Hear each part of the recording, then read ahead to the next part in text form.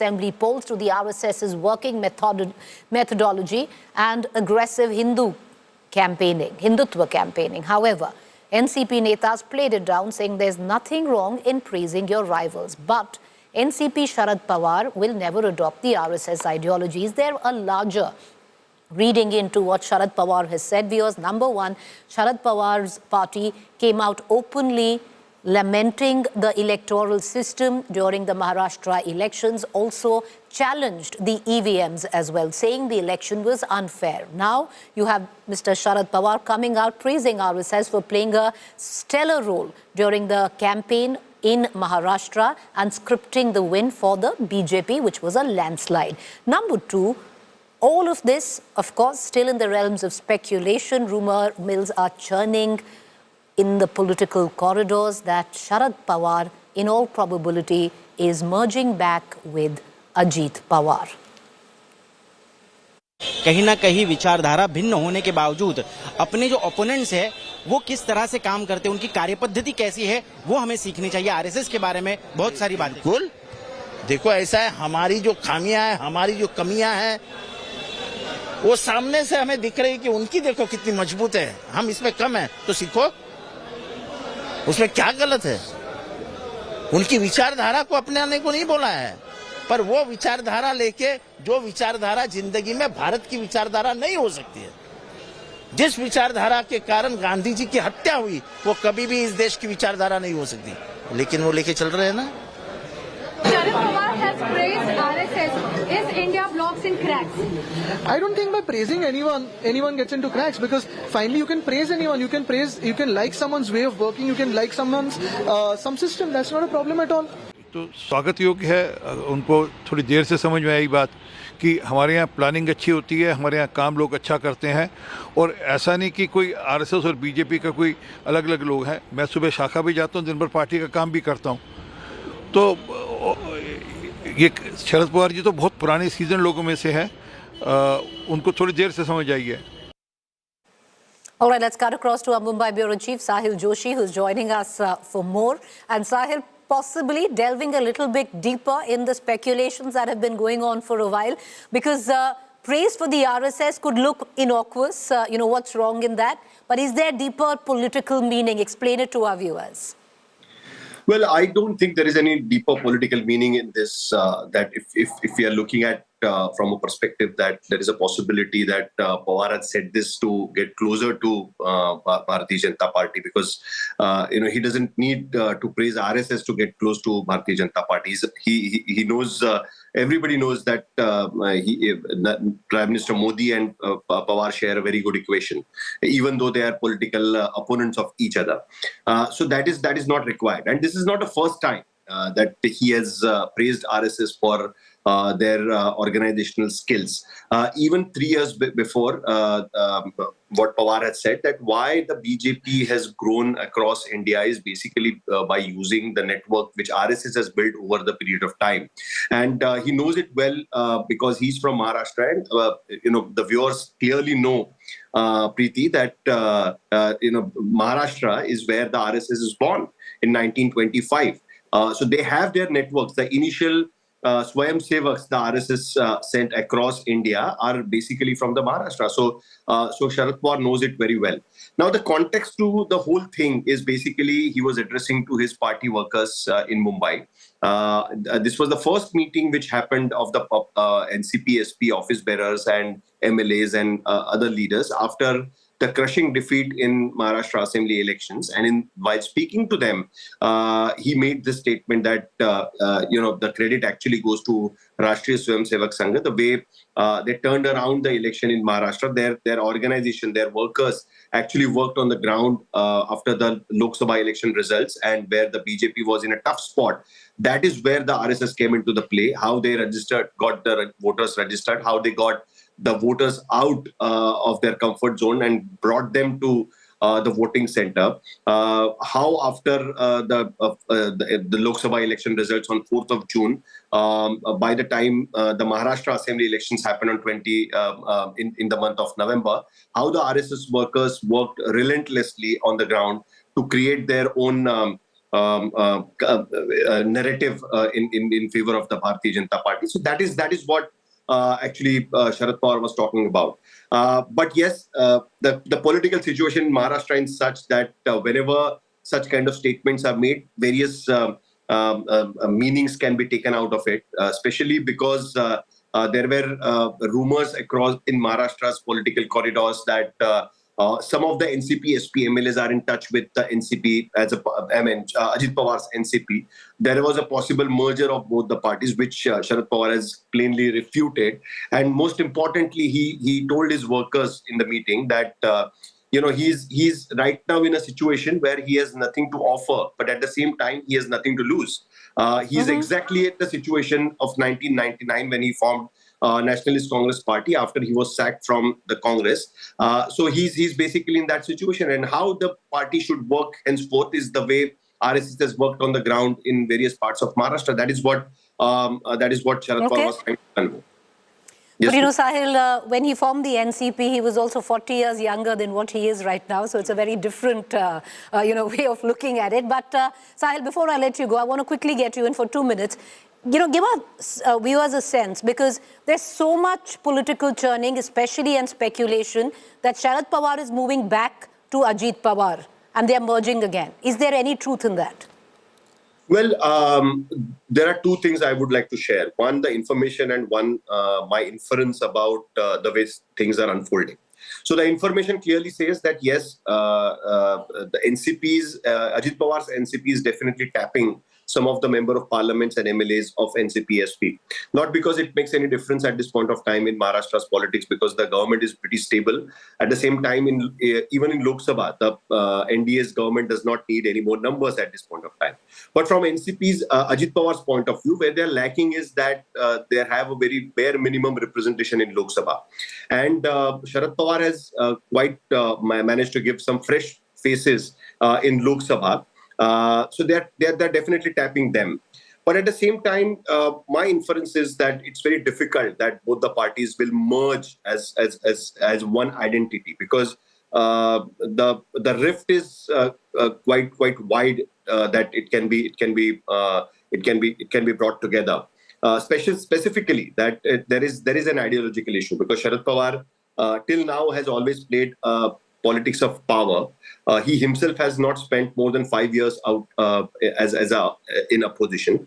He has always been in power politics till the time, at least till 2014. But now the situation has changed, and he for himself has decided that he will not be part of any alliance which is openly supporting the Bharatiya Janata Party. So that is the reason why it doesn't look like that Pawar will agree to merge in Ajit Pawar's party, but there is always a possibility in the next few months or so, if Ajit Pawar's NCP managed to convince some of the member of parliaments or MLAs of NCP SP, there will be some switchovers towards Ajit Pawar's party we can look at. All right, thanks Sahil for joining us for that quick update. We're going to keep coming back to you for more. Meanwhile, let's quickly cut across from one election where the dust has now nearly settled to another. Presented by Parul University, Vadodara, Gujarat. Co-presented by Aapka Joy, Bharat Ka Joy, Joy E-Bike.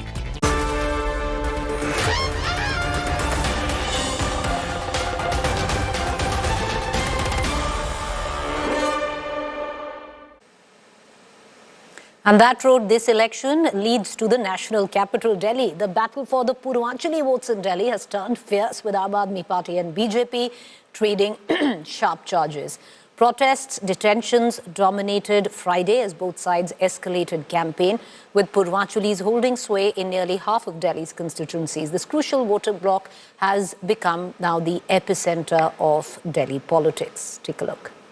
पिछले 15 दिन में 13,000 नए vote बनने की application आई है। जाहिर तौर पे ये यूपी और बिहार से ला के यूपी आसपास के स्टेट से ला के फर्जी वोट बनवा रहे हैं ये लोग। उत्तर प्रदेश हो या बिहार, उत्तराखंड हो या पंजाब, उनका उतना ही अधिकार है दिल्ली पर जितना से अरविंद केजरीवाल का अधिकार है। Eastern Uttar Pradesh and Bihar have taken center stage in Delhi. With weeks to go for the assembly election in the capital, the fight for Purvanchali votes is getting fiercer. The trigger was this claim by former Delhi Chief Minister and Aam Aadmi Party Chief Arvind Kejriwal. 15 दिसंबर से कल तक 13,000 नए vote बनने के लिए 1 lakh vote की assembly है, छोटी सी असेंबली है, उसमें 13,000 नए लोग कहां से आ गए? 15 दिन में कहां से आ गए? जाहिर तौर पे ये यूपी और बिहार से ला के यूपी आसपास के स्टेट से ला के फर्जी वोट बनवा रहे हैं ये लोग। On Friday, UP Chief Minister Yogi Adityanath escalated the counter-attack.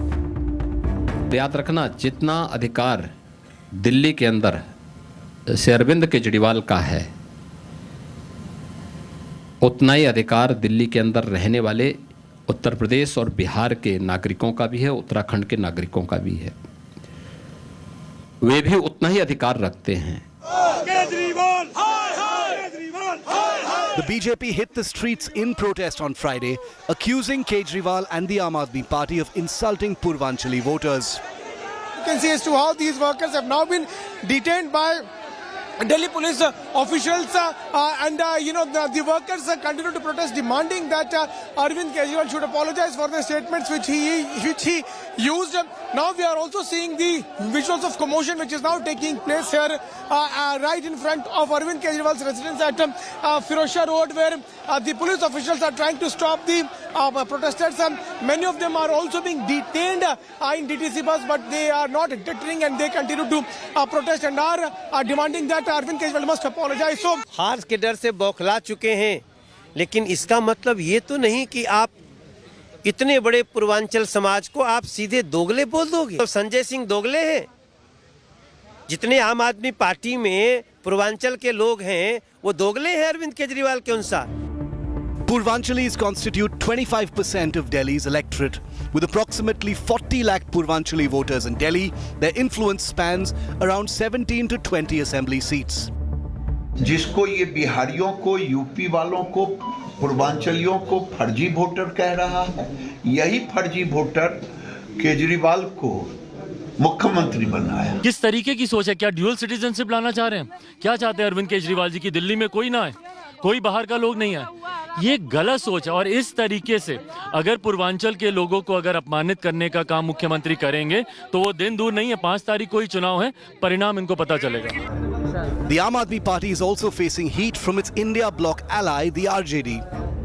Purvanchali को लेकर के जिसके भी मन में ये बात है, उनको एक चीज स्मरण कर रखना चाहिए कि बिहार और उत्तर प्रदेश के लोग अगर एक दिन तय कर लेना कि आज सुबह से रात तक हम कोई काम नहीं करेंगे, कई शहर ठहर जाएंगे, कई राज्य ठहर जाएंगे, ये सनद रहे। Verbal exchanges have turned into a full-blown poster war. The BJP unveiled posters labeling Kejriwal as Purvanchal ka dushman. In retaliation, the Aam Aadmi Party released posters challenging the BJP to declare its chief ministerial face. The battle for the Purvanchal vote will significantly influence the election outcome. Bureau Report, India Today. Meanwhile, the battle for Delhi is getting dirtier amidst the war of for freebies, the showdown over Purvanchali votes. Another flashpoint in the Delhi battle is cash for votes. Aam Aadmi Party has accused BJP's Parvesh Verma of distributing cash ahead of polls. Parvesh Verma, however, has denied these accusations. We get you more.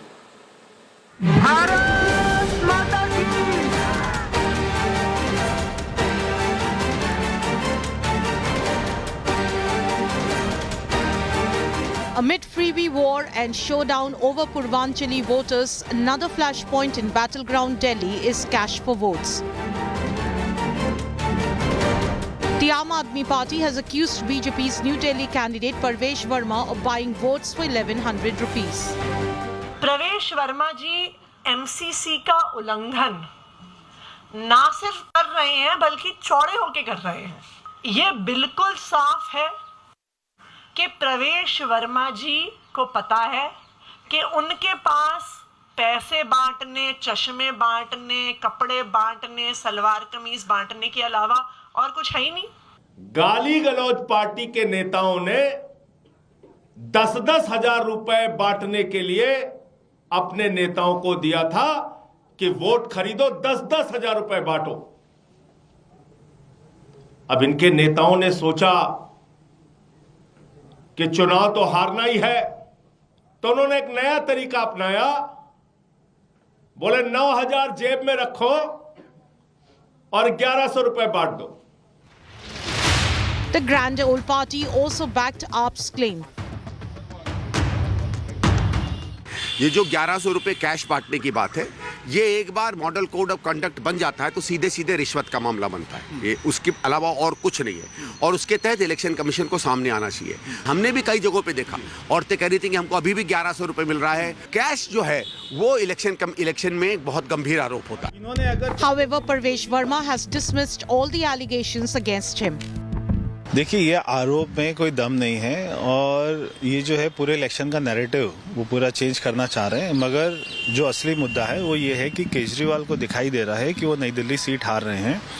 यहाँ के लोगों ने मन बना लिया है कि जिस व्यक्ति ने उनको अपने घर नहीं बुलाया, जो आज तक उनके कोई काम नहीं करवा पाया, तो आज जब केजरीवाल को लग रहा है कि वो हार रहे हैं, इसलिए वो ये सारे उल्टे सीधे आरोप लगा रहा है। But the BJP leader will now have to put forth his defense before the Election Commission, as the poll body has ordered a probe to investigate if there is any breach of the poll code. Bureau Report, India Today. All right, moving over to the state of Karnataka, where it seems that a tax hike is in order. The Karnataka government is mulling over a potential hike in beer prices, stirring concerns amongst alcohol enthusiasts in the state. This comes on the heels of recent increases in bus fares, proposed hikes in water and metro tariff. Of course, a hike in beer prices a tad different from all of that, but might bother a few. Karnataka Excise Minister revealed that discussions regarding beer prices is underway, but no concrete decision has been made yet. BJP has hit back at Karnataka Congress, calling it a failure. They said that Congress has failed to handle finances. Earlier, they hiked bus fares and water bills, and now they're looking at beer. ಅದರ ಜೊತೆಗೆ ನಾವು liquor ದರ ಈ ಸದ್ಯ ನಾವು ಯಾವುದೇ ಏರಿಸ್ತಕ್ಕಂಥದ್ದಿಲ್ಲ, accept beer ಮಾತ್ರ ಒಂದು ಆಲೋಚನೆ ಇದೆ. ಮುಖ್ಯಮಂತ್ರಿಗಳ ಜೊತೆ ಅದು ನಾವು ಮಾತುಕತೆ ಇನ್ನೂ ಮಾಡಿಲ್ಲ, ಮಾಡಬೇಕು. ಹಾಗೇನಾದರೂ ನಾವು ಮುಖ್ಯಮಂತ್ರಿಗಳ ಜೊತೆ ಮಾತನಾಡಿ ಬಿಯರ್ ಮಾತ್ರ ಏರಿಸಬೇಕು ಅನ್ನುವಂಥ ಪ್ರಸ್ತಾವನೆ ಒಂದು ರೌಂಡ್ ಚರ್ಚೆ ಆಗಿದೆ. ಅದಿನ್ನೂ ಚರ್ಚೆ ಹಂತದಲ್ಲಿರುತ್ತೆ. ಅದನ್ನು ಆದಷ್ಟು ಬೇಗ ನಾವು ಚರ್ಚೆ ಮಾಡಿ ನಿಮಗೆ ರಿಪೋರ್ಟ್ ಕೊಡ್ತಕ್ಕಂಥ ಕೆಲಸ ನಾವು ಮಾಡ್ತೇವೆ. गवर्नमेंट जब से 1.5 साल से कर्नाटक में चुनाव होने के बाद, कर्नाटक कांग्रेस की पार्टी आने के बाद अभी तो लग रहा है 5 गारंटी दिए थे. अभी कर्नाटक लोगों को पता चल चुका है और एडिशनल 5 गारंटी आने वाला है. एक बस प्राइस 15% हाइक कर दिया है और दूसरा पानी का प्राइस हाइक करने के लिए रेडी है और दूध का प्राइस हाइक करने के लिए रेडी है. वो पूरा कर्नाटक गवर्नमेंट जो फाइनेंशियल स्ट्रक्चर था उसमें पूरा फेल्यूर हो चुका है. सिद्धरामैया ने एक ऐसा गवर्नमेंट रचाने के लिए सोचा था, लेकिन वो कुछ भी उसके हाथ में नहीं आ रहा है. तो टोटली फेल्यूर गवर्नमेंट अगर कोई है तो कर्नाटक का Congress government. Meanwhile, over to in Tamil Nadu, the Anna University sexual assault probe, Tamil Nadu Chief Minister M.K. Stalin introduced 2 amendment bills to impose stricter penalties for crimes against women, reaffirming his government's commitment to women's safety. While presenting the bill, the Chief Minister affirmed his government's commitment to women's welfare. Stalin reiterated that his government was unwavering in its commitment to women's safety and promised strict, uncompromising action against the perpetrators of these crimes. After AIDMK's posters against the Stalin government, DMK has bought a counter poster in the assembly. The DMK poster shows pictures of expelled AIDMK functionary Sudhakar, who was recently arrested in a POCSO case, and opposition leader EPS. The poster read, "This is that, sir." This comes at a time when AIDMK MLAs have been coming to the assembly wearing "Who is that, sir?" posters. அதே நேரத்தில் பெண்களின் பாதுகாப்பை உறுதி செய்தாக வேண்டும். பெண்களின் பாதுகாப்பை உறுதி செய்வதிலும் பெண்களுக்கு எதிரான பாலியல் வன்கொடுமைகளில் ஈடுபடுவோர் மீது தயவு தாட்சணியமின்றி நடவடிக்கை எடுத்து சட்டப்படி அவர்களுக்கு கிடைக்க வேண்டிய தண்டனைகளை வாங்கி தருவதிலும் உறுதியோடு செயல்பட்டு வருகிறது நம்முடைய தமிழ்நாடு அரசு.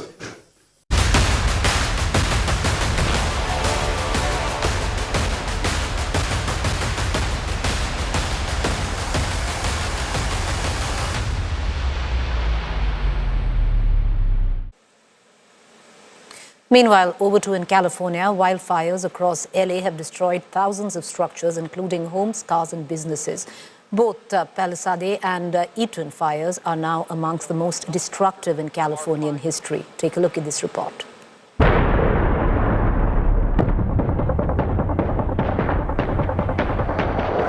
As apocalyptic wildfires continue to tear through Southern California, the state finds itself engulfed by a deadly inferno.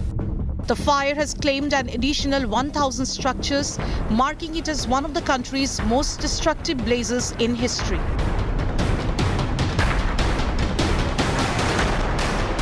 The last number that we gave was 5. I believe that splits 2 from Palisades and 3 from the Altadena incident. But even as I'm telling you that, it's leaving my lips, I'm nervous about that number. And the obvious question is, do you think it's going to grow? I am praying it doesn't, but based on the devastation that is clear, it looks like a bomb, an atomic bomb dropped in these areas. I don't expect good news, and we're not looking forward to those numbers. Los Angeles' Pacific Palisades, Pasadena and Altadena are among the areas most affected by the wildfires. Hollywood's elite have not been spared. Paris Hilton shared a video of the remains of a mansion destroyed in wildfires. The iconic Hollywood Hills and the Walk of Fame have also been singed. It's crazy, it's shocking. I'm kind of at a loss for words. It's hard to even speak about it. I mean, driving through, you've seen all the videos on social media. It's hard for me to even go on my phone because I'm just like, I don't want to see anything. It just makes me so sad. But then you come through here and you see it all, and it's like, it is a nightmare. This is just, this isn't real. You never think it's going to happen to you, and then it does.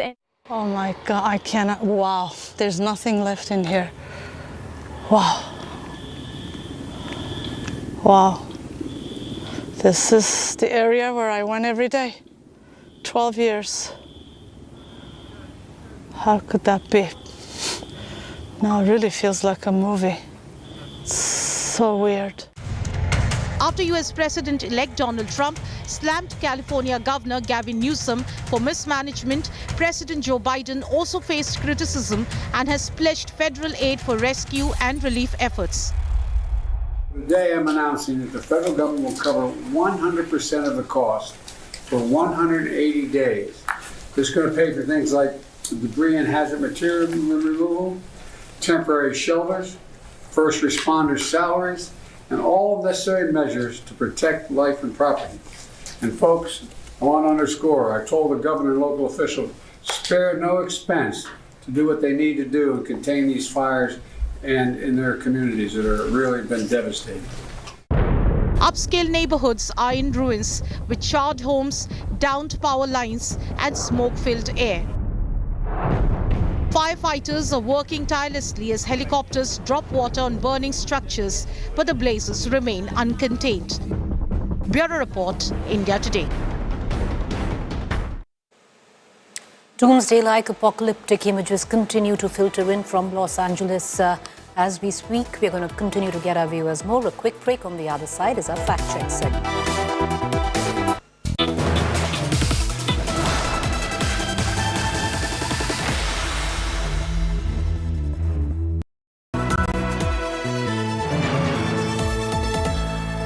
Motorola Razr 50 Ultra comes with Google Gemini. I don't read the news. I read between the lines to tell you the true version.